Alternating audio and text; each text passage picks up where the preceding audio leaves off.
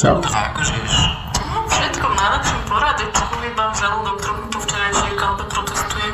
No, suseda musela mať radosť. Ale poďme sa radšej baviť o tej tvojej meditatívnej seance pre ne. No, máš konkrétnu predstavu? Mohla by si tam prísť oblečená ako homelessák a šmárovky sa zmeníš na latexovú dominu. Potom im špletneš do tváre, že ti ich pokusy líšiť sa akože extravaganciou a vizuálnym nevkusom sú maximálne trápne. Ale oni to tak asi naozaj prežívajú, inak by neboli umelcami.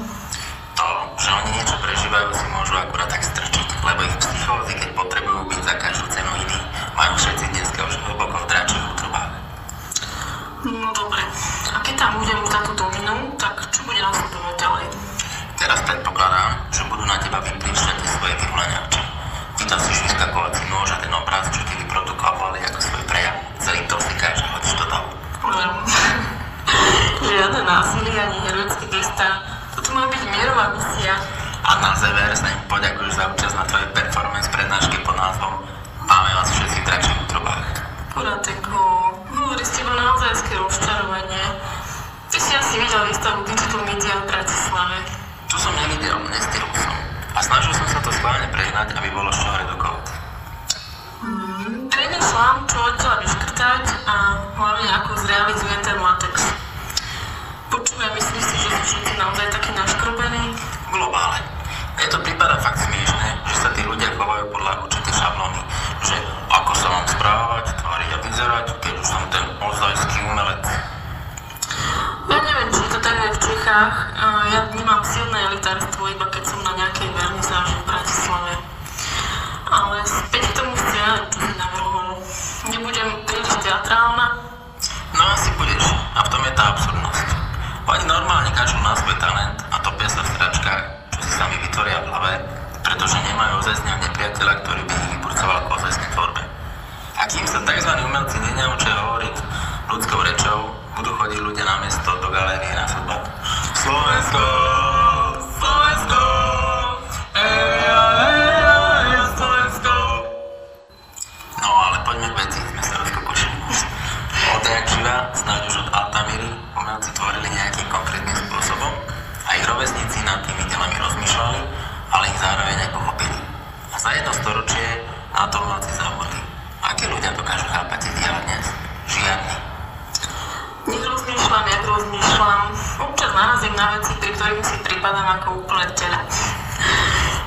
Lebo nedokážem ich rozluštiť, tak prečo by som mala pozerať na tie odkazy, ktoré mi nič nepovedia, alebo nie sú určené pre mňa. Patráme po významoch, ktoré zrejme ani nie sú. A miesto tých významov, po ktorých tak máde pátrame, sa na nás valia efekty.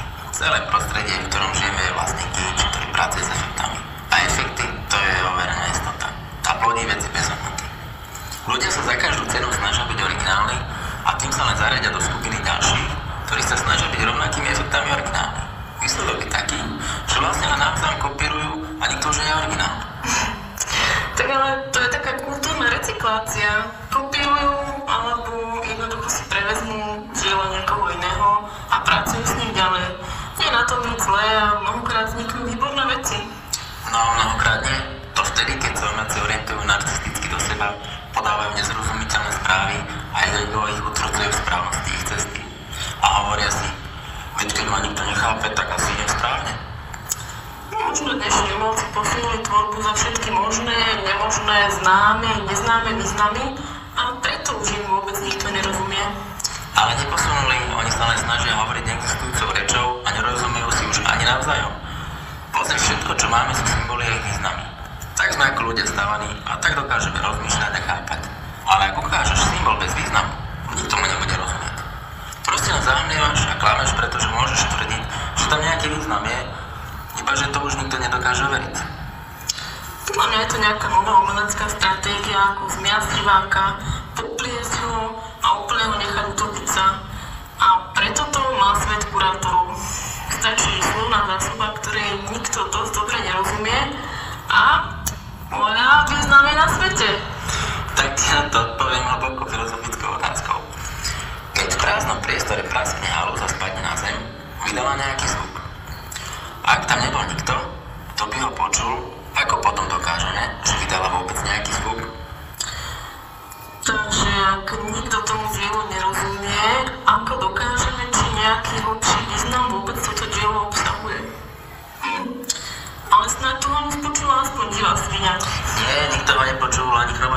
sme asi Nikto. No dobre, ako celá tá story dopadla?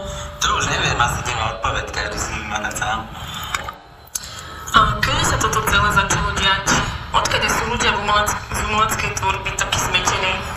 Verejnosť je v dračích útrobách, odkedy sa prestali malovať zátišia z ovocí, krajinky a portréty. Takže podľa mňa je verejnosť mimo už vyše storočia. A podľa mňa nie. Podľa mňa sa to zlomilo niekedy v 50. a 60. rokoch. Fluxus, dušam, futuristi, tada. Veď vystaviť pisuár v galérii? To čo už je? Verejnosť už vtedy musela nechápať, ak bola z tých diel úplne v dračích útrobách. No musím teraz odísť, ale ešte toto. Tie moderné videosračky, umelci proste dostali nový nástroj, ktorý im ponúka nové možnosti. Nie je to nič viac než štetec. Je to nový nástroj. Otázka však je, či tie diela nevytvárajú viac pre ten nástroj samotný. Majú skrátka potrebu použiť nástroj a niečo pre neho vymyslieť a nabyť využili jeho možnosti. No je pravda, že pri tých dnešných multimediálnych výtvoroch sú mnohé diela čisto iba oslavou samotného média. Ide len o ten spektákel, ako keď ide človek do kina na 3D. A kam tu ideš? No kam, ale počítam, že za 2 minúty som